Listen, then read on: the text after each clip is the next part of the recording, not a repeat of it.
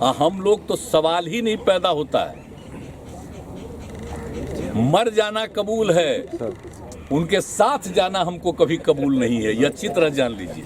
मैं बिहार की जनता को स्पष्ट कह देना चाहता हूं और लल्लन बाबू को भी स्पष्ट कहना चाहता हूं, आप लोगों के लिए भाजपा के दरवाजे हमेशा के लिए बंद हो चुके हैं। लिख कर ले लीजिए, नीतीश फिर पलटी मारेंगे।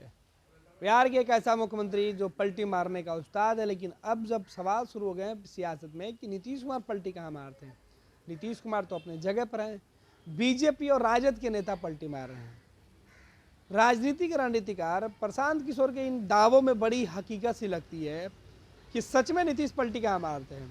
वो तो दूसरे को समय समय पर बेघर करते रहते हैं, दूसरे को बदलते रहते हैं और अपने मुख्यमंत्री बने रहते हैं। ना उनका घर बदलता है, ना उनका ठिकाना।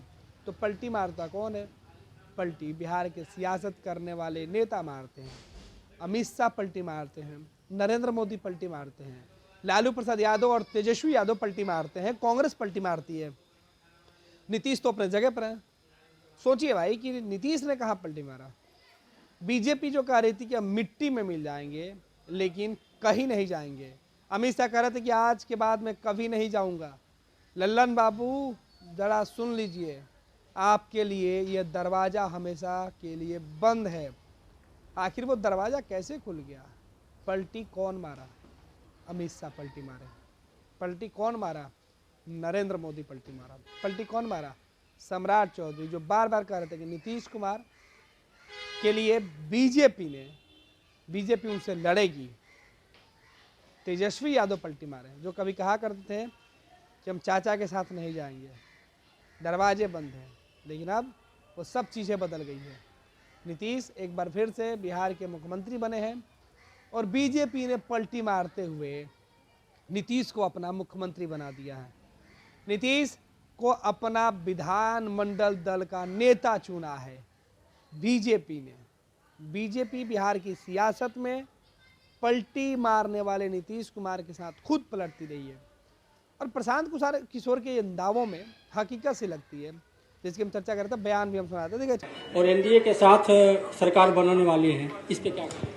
मेरे भाई, अगर आप पिछले एक साल के मेरे वक्तव्यों को देखेंगे तो शायद एकमात्र व्यक्ति मैं रहा हूं जो कैमरे पर कहता रहा है कि नीतीश कुमार बस कभी भी पलट सकते हैं। आप मेरे कितने भी वक्तव्य उठाकर देख लीजिए, हर जगह हमने कहा है ये नीतीश कुमार की राजनीति का हिस्सा बन गया है। लेकिन आज जो घटना हुई है ये नीतीश कुमार के संदर्भ में नहीं है।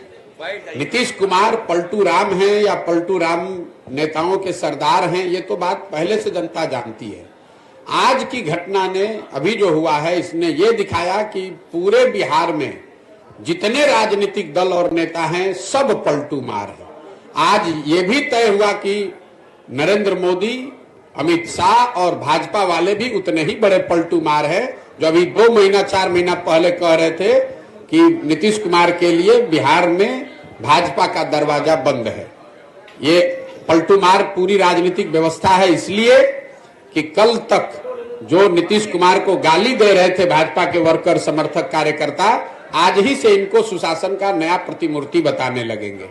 ये पलटू मार व्यवस्था इसलिए है कि आज तक राजद जो उनको सुशासन और भविष्य का नेता बता रही थी, अभी आज शाम होते होते वो फिर नीतीश कुमार को गाली देंगे। उनको शराबबंदी में माफियागिरी दिखने लगेगी, भ्रष्टाचार उनको बिहार में दिखने लगेगा।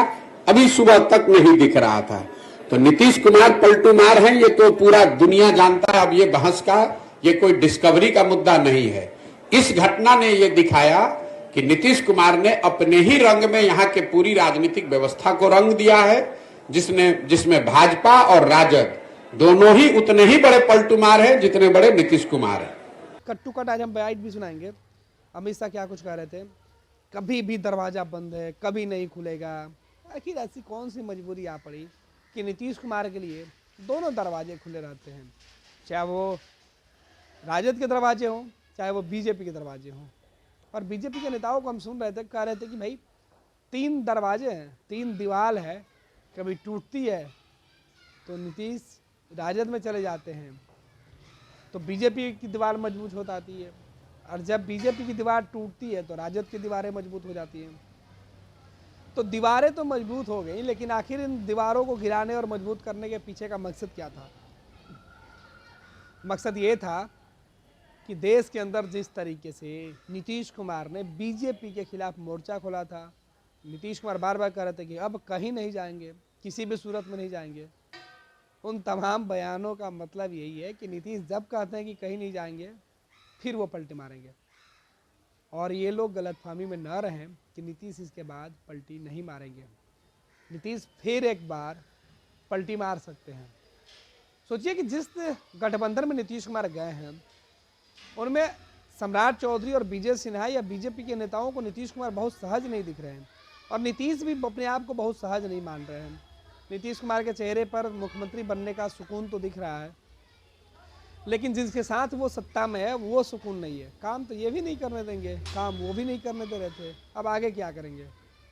नीतीश कुमार के पीछे बहुत बड़ा खेल चल रहा है, और खेल एक दो दिन में नहीं बल्कि जल्द ही दिखाई पड़ेगा, वक्त लगेगा, क्योंकि ये भी खेल काफ़ी पहले हुआ था। नरेंद्र मोदी के साथ नीतीश कुमार की जब पहली तस्वीर आई थी, तभी ये अनुमान लग गया था कि नीतीश पाला बदलेंगे, और फिर नीतीश कुमार पाला बदलने वाले के संकेत दे दिए। नीतीश ने कहा कि अब मैं इन्हीं के साथ रहूँगा। नीतीश पिछले बार कह रहे थे कि मर जाना पसंद है, लेकिन उनके साथ जाना पसंद नहीं है। फिर नीतीश कह रहे हैं कि अब उनके साथ नहीं जाएंगे। ये उनके कौन है मुख्यमंत्री खूब जानते हैं। मुख्यमंत्री अपने लोगों के बीच, अपने लोगों के लिए, अपने आप के लिए और अपनी कुर्सी के लिए कुछ भी कर जाते हैं, ये लोग कहता है। नीतीश उनको सबसे ज़्यादा मज़ा चखाते हैं, सबक देते हैं, जो लोग नीतीश को पानी पी कर कोसता था। उपेंद्र कुशवाहा, चिराग पासवान, सम्राट चौधरी, विजय सिन्हा, ये वो नाम है जो हाल के दिनों में नीतीश कुमार को खूब कोस रहे थे। लालू प्रसाद यादव, तेजस्वी यादव नीतीश कुमार को खूब कोसते थे। नीतीश ने उनसे तकरीबन 18 महीने तक अपनी वाहवाही कराई और उनको जलील करते रहे। मंच पर लालू प्रसाद यादव के बेटे और तेजस्वी यादव को बिठाकर नीतीश जलील करते रहे, और इधर तेजस्वी और लालू मुस्कुराते रहे। दूसरी तरफ अब जो तस्वीरें आ रही है वो ये है कि किस तरीके से बिहार के सियासत में नीतीश कुमार आगे बने रहते हैं। नीतीश कब पलटी मारते हैं वो देखना होता है। तो समझाए ये सब झंझट मत करो। कोई मुस्लिम से झंझट कर रहा था, बिल्कुल किया, एकदम बचा रहे थे, सबको बताए, और उसका उनकी हत्या कौन किया, काहे के लिए किया? इसीलिए ना हत्या किया जी, कि वो सबको मुसलमानों की भी रक्षा कर रहे थे, तो हत्या कर दिया। तब भूलते हैं आज के दिन उनके हत्या का है, तो कहीं नई पीढ़ी को भूलना है, सबको याद रखना है। तो लोग अगर भूलवाना चाहेंगे, आज झगड़ा करवाना चाहेंगे नया, वो अपना जगह पर है। हम लोग तो सवाल ही नहीं पैदा होता है। मर जाना कबूल है, उनके साथ जाना हमको कभी कबूल नहीं है, ये अच्छी तरह जान लीजिए। बुरी नीयत की, बुरी नीति की सरकार है, बेड सरकार है। भ्रष्टाचार का बी, अराजकता का ए और दमन का डी, तीन मिलकर ये बेड सरकार बनी है। ये बुरी सरकार को उखाड़ कर फेंक देना है। मित्रों, सरकार के सहयोगी जो है वो भी विधायक हर रोज नीतीश बाबू का विरोध कर रहे हैं, वो भी जनता के विरोध का सामना कर रहे हैं। इनके आधे एमपी भाजपा के दरवाजे खटखटा रहे हैं, और मैं पर एक बात स्पष्ट कर देता हूं, किसी के मन में ये संशय हो कि चुनाव के परिणामों के बाद नीतीश बाबू को फिर से भाजपा एनडीए में लेगी, तो मैं बिहार की जनता को स्पष्ट कह देना चाहता हूं, और लल्लन बाबू को भी स्पष्ट कहना चाहता हूं, आप लोगों के लिए भाजपा के दरवाजे हमेशा के लिए बंद हो चुके हैं। माताओं, भाइयों, बहनों,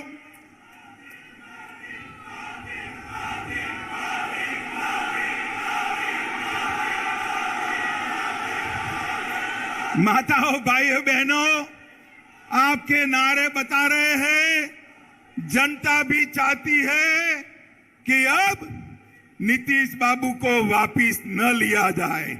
यही चाहते हैं ना आप? यही चाहते हैं ना? ये ऐसा ही होगा, आप चिंता मत करिए। ये जातिवाद का जहर घोलने वाले नीतीश बाबू और जंगल राज के प्रणेता लालू प्रसाद अब इन दोनों के साथ भारतीय जनता पार्टी कभी राजनीतिक सफर नहीं तय कर सकती। मैं बिहार की जनता को कहकर जाना चाहता हूं।